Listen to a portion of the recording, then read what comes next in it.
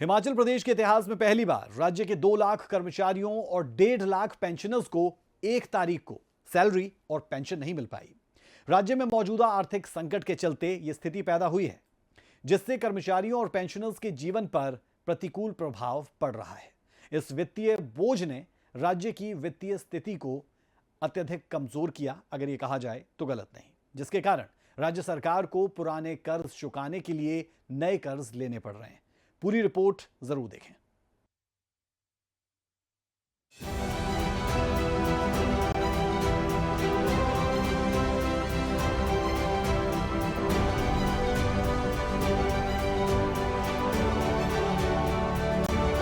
हिमाचल प्रदेश में इन दिनों सरकारी कर्मचारी परेशान हैं।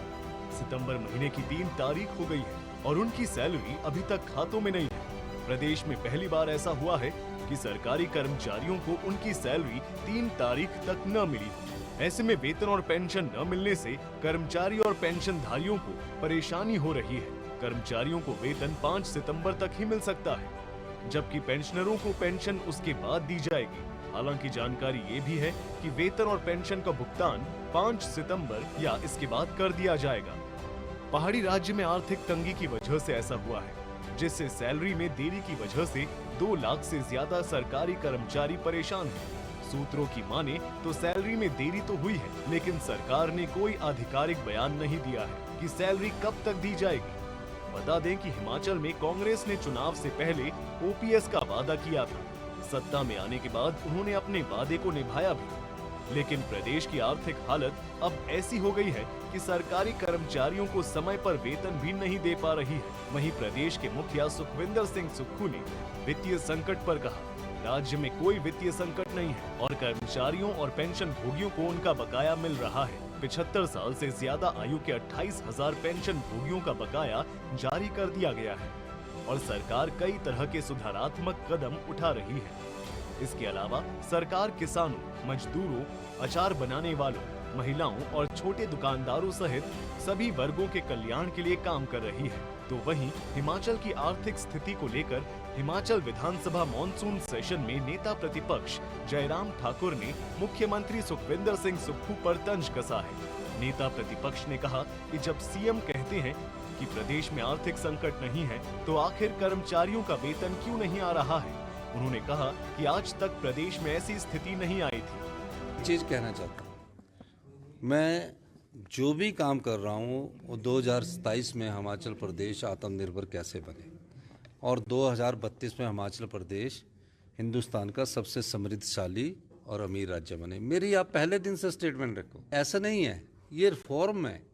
अगर हमने 2 महीने की सैलरी को रोक लगाई है तो इसलिए लगाई है कि हम सब लोगों को, समाज के सभी वर्गों को ये सोचना है कि हमें आने वाले समय में अपने आप को डिसिप्लिन करना है, अनुशासित करना है।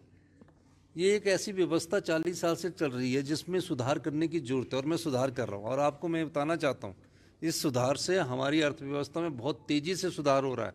क्योंकि सत्ता को हासिल करने के लिए झूठी गारंटी दी गई और उन गारंटियों में से थोड़ा सा पोर्शन, एक आधी गारंटी का जब अभी लागू करने की इस दिशा में आगे बढ़े तो प्रदेश आर्थिक संकट में आ गया है।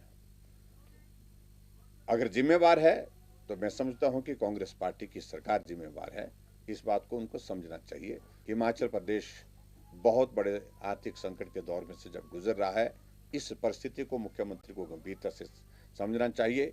और जो कर्मचारी हत्याशी की बात बार बार कहते थे, हर भाषण में कहते थे, आज कर्मचारियों को पेंशन की बातें तो दूर की रही, फिलहाल स्थिति ये बन गई सैलरी भी समय पर नहीं मिल पा रही है।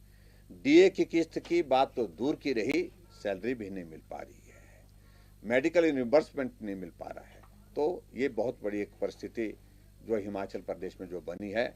और मुझे लगता है कि एक बहुत बड़ा उदाहरण जो फ्री वीज का जो खटाखट राहुल गांधी का जो फॉर्मूला है, जो गारंटियों को लेकर के, इससे बाकी पूरे देश भर में भी सबकी आंखें खुल गई है कि ये जो खटाखट गारंटी देने की जो बातें हैं, हश्र यही होगा कि कर्मचारियों को समय पर सैलरी नहीं मिल पाएगी और आने वाले समय में तो संकट और भी ज्यादा गंभीर होता दिख रहा है। बहरहाल हिमाचल में पैदा हुए आर्थिक संकट के बीच अब कई सवाल पैदा हो रहे हैं। आखिरकार हिमाचल में आर्थिक संकट जैसे हालात क्यों पैदा हुए? क्या सरकार की घोषणाओं के कारण लोगों को इस बोझ से जूझना पड़ रहा है? आखिरकार क्यों हिमाचल पर ऐसा बोझ आया है? क्या ये सरकार की ओर से रेवड़ियां बांटने का कारण है? और क्या दूसरे राज्यों में भी इस तरह की घोषणा के बाद हिमाचल जैसे हालात दूसरे राज्यों को डुबा सकते हैं?